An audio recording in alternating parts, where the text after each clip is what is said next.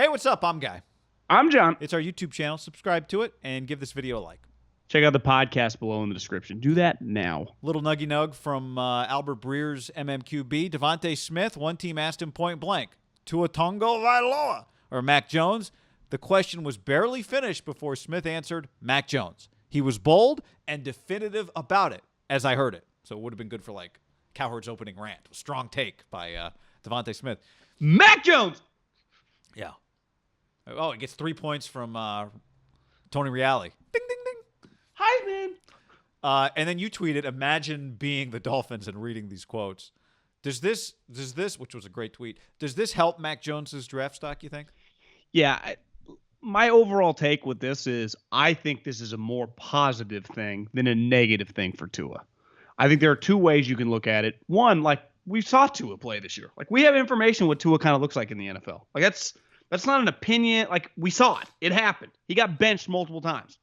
And the old gunslinger from Harvard, who's a 15-year vet, came in and ran circles around the kid. Like that happened. That's tangible. And then the guy that was drafted after him had the greatest rookie season for a quarterback ever. Like that information is set in stone on the Tua argument. The Tua Mac argument to me is more based on when they were both in college, and people were like, well, it's recency bias. I got a lot of those. Tweet kind of blew up. I kind of knew it would, but the responses were just like, oh, if anyone that defended Tua was like recency bias. Davonta Smith played way more with Tua. I recently watched Tua, and it wasn't very good. But I'm just saying, like, for Davonta, all these wide receivers, and I venture to wonder would they all say this?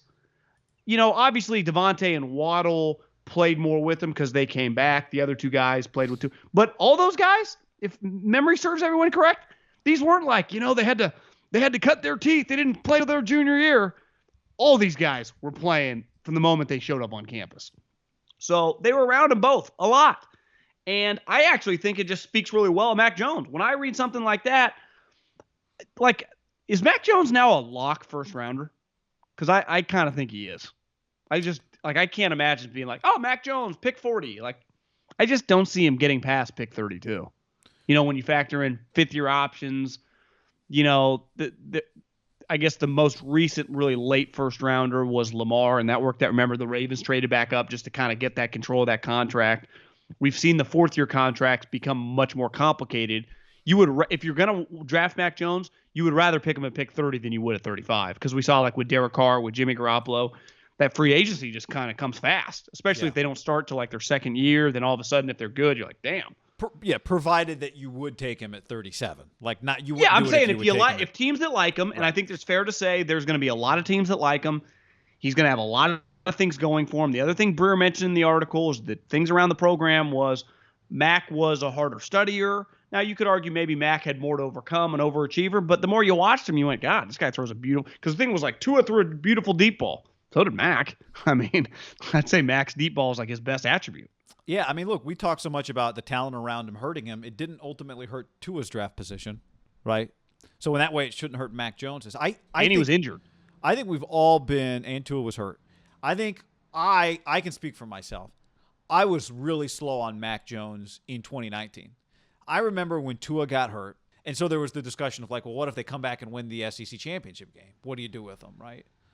And my thought was, well, you're a one-loss, and you're not the same team you were with Tua. It's over. And so because of that, I kind of dismissed Mac Jones at the end of 19 when he was good. He was good against Auburn. He was really good against Michigan in that bowl game where like all the Alabama receivers played. Remember that? Like Jerry Jeudy, Henry Ruggs, why are you guys in this game? I think people definitely discounted him. I did. And so because that slowed to him this year, because of all the talent he had around him. But the fact is Tua had all that same talent around him. Not the same exact talent, but the same version of all that talent, right? I'd say Tua had way more the majority of his career than Mac at least had this year. He had the 4 wide receivers. Mac only had I mean Menchie, it turns out, like I bet Menchie's really pretty good. Menchie's a first rounder. Menchie's going to be good. Yeah. And Waddle actually played, I think, more than people. I mean, Waddle got hurt, but Waddle did get enough in this year to kind of solidify what everybody thinks of him. So, yes, to answer your question, I do think he's a first rounder, and I do think what Davonta Smith says about him matters. I'm with you. This is not a Tua thing because Tua's been out of the system, out of the program. He's played in the NFL. We've seen it. But that, to me, question is like when they asked Davonta Smith when they're sitting down, who's the better player, and for him not to hesitate, like this guy spent. People act like when they say recency bias, like he spent equal amount of time. He spent more time catching balls every day from Tua. And because Mac only played those 3 games really at the end of the season. I guess Tua gets injured. He comes in Mississippi State. They have some patsy against like Western Carolina, I think. Then it's Auburn, and then it's Michigan, and then he starts his whole season. Well, Tua had been the full-time starter 2 years before. He was the full-time starter that year until he got injured. So it's like he has a lot of information. And to me, that like the first thing you always ask a player in a scouting situation is who's the best player you played with, and who's the best player you played against. And that's the type of question when it's kind of unique. Most players aren't going to have like 2 first-round quarterbacks back to back. Every scout is asking these guys, him and Waddle, these questions, right? If I was Elway, I'd be picking like Jerry Jeudy's brain. Like, what's his deal? The one thing, if I was going to be the people in your mentions, he did win the Heisman with him. He did win the Heisman with him. He did. He was around Tua more. This year was just about Mac and Davonta. They sat side by side at the Heisman ceremony, right? Like, yeah. They had an unreal year. You can make the case like their connection's just stronger, and he would just say that. You could make that case. I don't know, but this was not something that he said. This is just somebody asking him his opinion in a team interview where he knows it's not going to get out. This is not a public thing. Oh wait, kind of unfair. I feel bad unfair. But once it comes to Breer, it's just he's got to report. He's got to report. It's his responsibility, John. But yeah, man, if you told me Mac Jones ends up in the top 15, that would not surprise me at all. 49ers? If you told me the Niners draft him at 12, I think we talked about this a while ago. Like, I don't think I'd be shocked by that. Would you? I think the one thing when you look back at players like him, he felt historically more like a 3rd-round pick. I know. Just historically, just his attributes and the whole thing. I know it's changed. It's a little like, Bay Area real estate. You used to be able to buy a home for $500,000. Now $500,000 wouldn't get you a parking lot. So it's just things have changed the way I think the importance of quarterbacks. Like Tom Brady went in the 6th round. Even Tom Brady today, he would have been a 3rd or 4th round. It's just so different. When I was at Fresno State, Tom Brandstater went in the 6th round. Like you don't really see like 6th or 7th round pick is a true like throwaway. Most quarterbacks are taken early 4th and higher, right? Are viewed as like this guy's going to be our backup or / our starter. And I think the way there's buzz that he might be better than Tua. I don't see how he just 15 does feel top 15 feels pretty bold, but yeah, I mean, I would never discount anything when it comes to a quarterback. If he had played 2 years like he played last year, yeah, I'd say he'd be in the mix for like a top 10 pick. I mean, maybe he still is. I just think I think people are still feeling their way around. The more stories like this come out, you just know the way coaches and GMs are. It's making them going to go 6 to midnight fast. Here's my ultimate point. I think part of it when it's a player like this that it takes a while to warm up to because you're trying to figure out exactly how much of it was him and how much was it the talent around him. He didn't play that many games.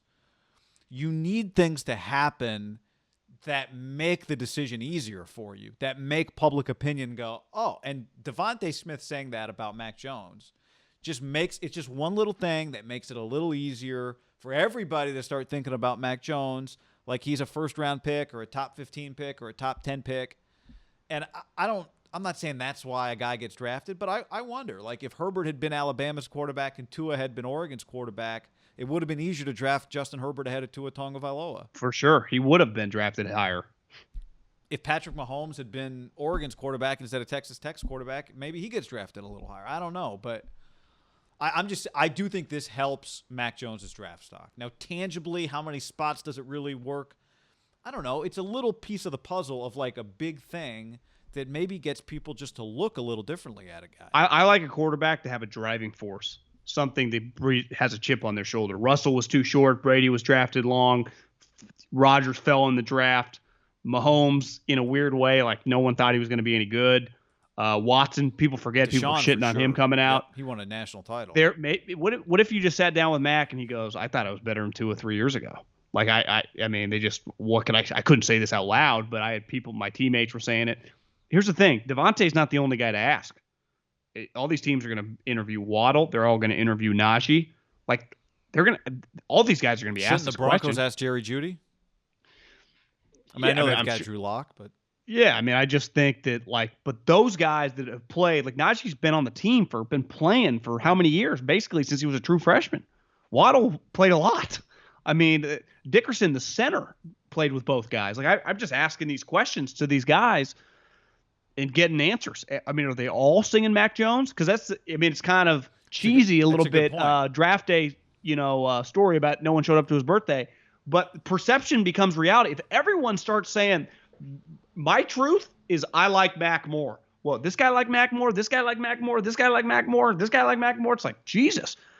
Maybe Mac is going to be just a really good player. Maybe he's just their equals. Because I think right now people go, Waddle's a baller, Davonta's a baller, Najee's going to be a starter. The Dickerson guy that tore his ACL was going to be like a second round immediate starter. People thought like Mac Jones was kind of riding their coattails. What if all those guys were like, I'm telling you, like he's fucking belongs with all of us. Yeah. And that's kind of when Davonta's comment. If all of those guys are saying that, as scouting, I just know the way GMs people will start rethinking about this kid fast. Mm-hmm. It kind of feels like they already are. I think this makes people rethink a little bit. It just makes you look, even not, maybe this doesn't make you rethink, but it makes you reconsider. Like, am I right? Or do I need to change what I think? Because this guy was at the hardest place to go to, right? Just to begin with. Like, this guy belonged at Alabama. He was their backup quarterback. Yeah, I mean, Alabama has gone from let's have a quarterback that just kind of holds the reins while everybody else makes the plays to let's try and get some NFL quarterbacks, right? Yeah, it's working out pretty well for him, don't you think? Yeah, it is. But I don't know. Maybe we haven't totally changed the way we think about Alabama. If he plays well, it does kind of change the way you think of Alabama quarterbacks, right? If he's a top 15 pick or if he's a first-round pick, and they go Tua and they go Hurts, Tua. Well, I think the pressure then on him would be because I give him some both those guys struggle. Too. If both those guys struggle and all the other players are good, it would be the talent around him was good, right? It would be a little USC-ish with John David Booty, Sanchez, Carson was actually good, Matt Leinart, where it's just like clearly those guys benefited from their talent. I think the jury is out till we see Mac Jones because it might be in 3 or 4 years we might come back and be like, those guys played on an all-star team, and it's just like it was a lot easier than it was in the pros. Yeah, but I would still say possible. But Joe Burrow was better than these guys. Yeah, I mean, he was clearly we think. I mean, he played half a season, got hurt. We'll see. He transferred and went higher than the guy that he replaced him. Yeah, liked football. Just feels like a little more than that guy. Because that guy is talented. He just doesn't. I mean, does he even care? Who are you talking about? Haskins. Oh, is that who you're talking about? I was just saying Fields eventually came along and. Oh yeah, but remember, like Dwayne beat him out, and then Dwayne went, and they needed a quarterback, and then Fields came. Right. Yeah. Dwayne's But all these guys, in a weird way, are all kind of interconnected because they're all kind of in the same age group, going to the same type of schools. It's just hard to, kind of. It is hard to rank. No one knows, and that's why if we knew what we knew at the time, I don't think there was a soul that were like, God, the Dolphins are crazy. Taking 2 over Herbert. No, things change fast, and I just think this is a time of year where you're kind of playing a guessing game on the projection of these guys. Yeah, sometimes it almost feels like you love to draft a Carson Wentz. Like, oh, he played with nobody, and his talent's undeniable. It almost makes you feel comfortable. Like, we'll put him in an NFL system, but. No one said that about Herbert. No one was like, well, Herbert didn't really have that many NFL receivers. Just wait till we get him around NFL receivers. Well, you don't get that cop out when you play at a big school, even if it's true. Yeah, he played at Oregon. Yeah, but it's clearly he played with a bunch of guys that were his receivers were not for the most part big guys, and then he went to the Chargers and had big guys and he threw them. I know. Remember one of the things with Josh Allen? We're like, well, Josh Allen's second to last year. He had all these guys that were now on practice squads, and now he's got nobody. It's like that's just the game we play. Yeah, and that's the thing with the Alabama guys. There is just no disputing. It's like he played with 4 top 15 picks. That's at wide receiver. 4. That's insane. The 2 guys this year might go higher than the 2 guys last year, and the 2 guys last year went 12 and 15. Yeah. And both of those guys could be gone this year by 12. Think about that. Well, but part of it, too, is like, okay, they're NFL receivers. Guess who he plays with in the NFL? More NFL receivers. Now, they're also playing NFL DBs. Yeah. But if you're telling me, oh, Mac Jones is great with great receivers, fantastic. So was Justin Herbert. Yeah. Keenan Allen, Hunter Henry, Mike Williams, great. Let's get him some great receivers. I mean, so's Rodgers, right? I mean, you got to get good receivers in the league. That's part of the deal. So it's not like we talk about it like, oh, he had NFL receivers. Well, I hope he's about to get I don't more want NFL three receivers. I don't want three JJ Ortega Whitesides on my lineup.